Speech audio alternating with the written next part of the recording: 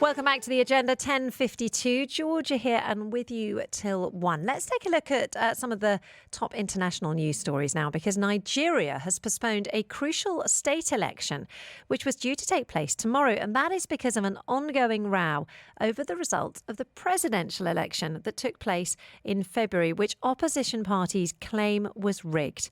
Now, Bolo Tinubu, the candidate for the ruling APC party, won that poll with fewer than 9 million votes after the country's lowest ever electoral turnout.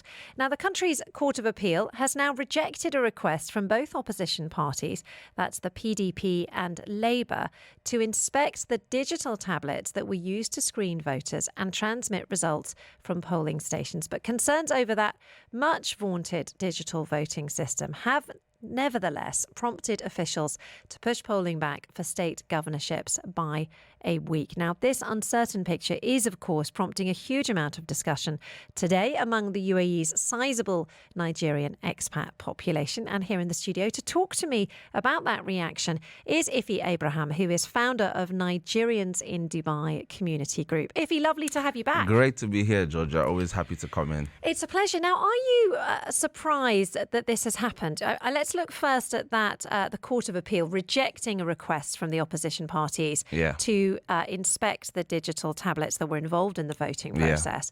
Were you surprised that they didn't support that plea? So they will actually allow them to take a look at the results, the materials directly. But unfortunately, because of these new elections that need to happen, the electoral body needs to reset the devices to be able to get the new elections going. So that's the reason why there's a lot of back and forth in the courts. Like you rightly mentioned, now they've had to push back the elections that were supposed to happen this weekend because of this outcome. Now, usually they need about 5 days to reconfigure the devices, but it's just been about 3 days between the time of the court ruling and now. It's 3 days, so they've postponed the elections till next week. Now, we expect this case to go in so many different dimensions. It's going to involve more than 80 of the brightest legal luminaries in Nigeria. So it's going to be quite a roller coaster over the next couple of months. Is that the dispute over the presidential elections? That's what you're expecting to see carry on? Yes, we expect this to carry on for a pretty long time, actually. So, I mean, just like in the United States, when I suppose President Trump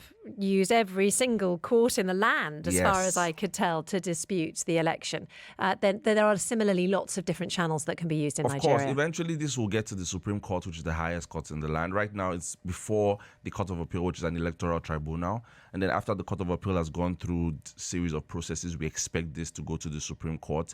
Most other Nigerian elections have gone through this path, even though no one has become president through the courts yet, because usually the cases get thrown out on technicalities, or they get resolved on technicalities. So this is very interesting, especially because there's a lot of data involved right now. But we're seeing a lot of trends that have come out as a result of these elections.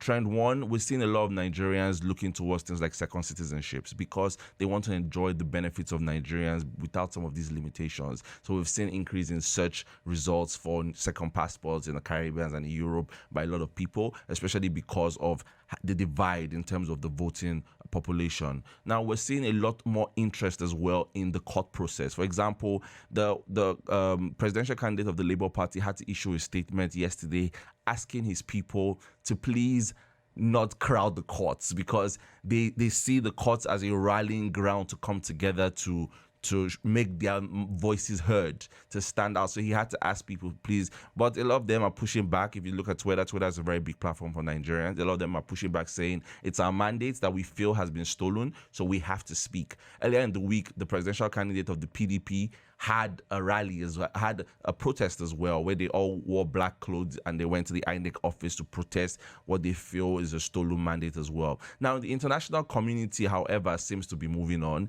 A lot of the president of the UAE, the president of Saudi, the prime minister of UK, and a lot of places have already congratulated the president-elect. And we've already been seeing Bloomberg release an article around performance of the markets as a result of these elections, and we're seeing like a bit of a positive trend. But in spite of all of this, we expect these court cases to go on for a while.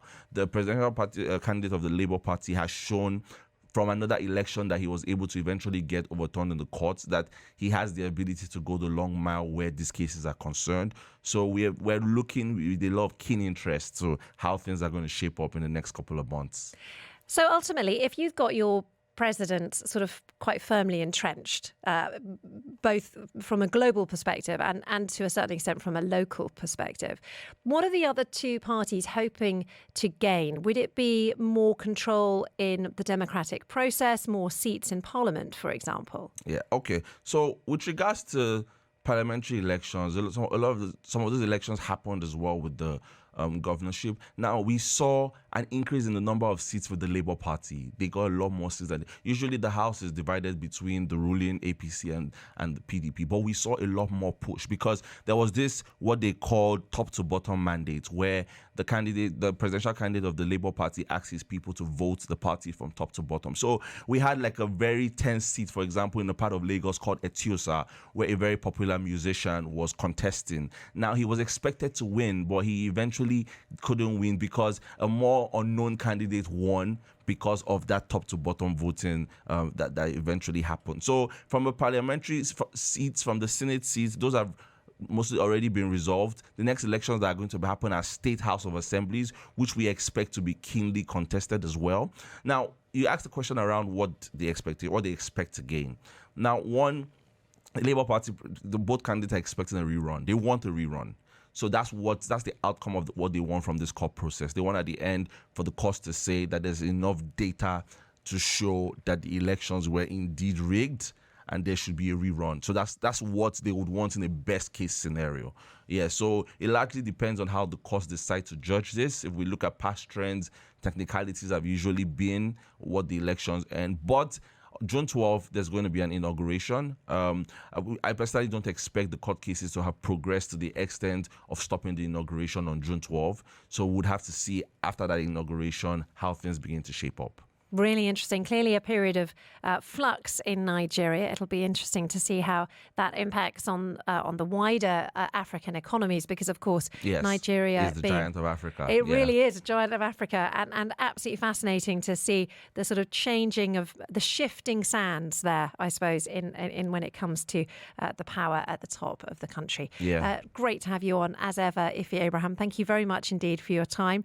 Founder of Nigerians in Dubai Community Group. Always lovely to have you in the studio. Thank you so much, Georgia. Always happy to be here as well. Great pleasure. Right, coming up, we are going to be turning our attention away from international news to what is turning out to be a very big local story indeed, which is broken while we were on air. That is the news that the KHDA, that's Dubai's Education Authority, has decided that private schools here in the Emirates will be allowed to put up their school fees by 3%. We're not just on the radio. Listen to Dubai Eye 103.8 on the ARN Play app. Download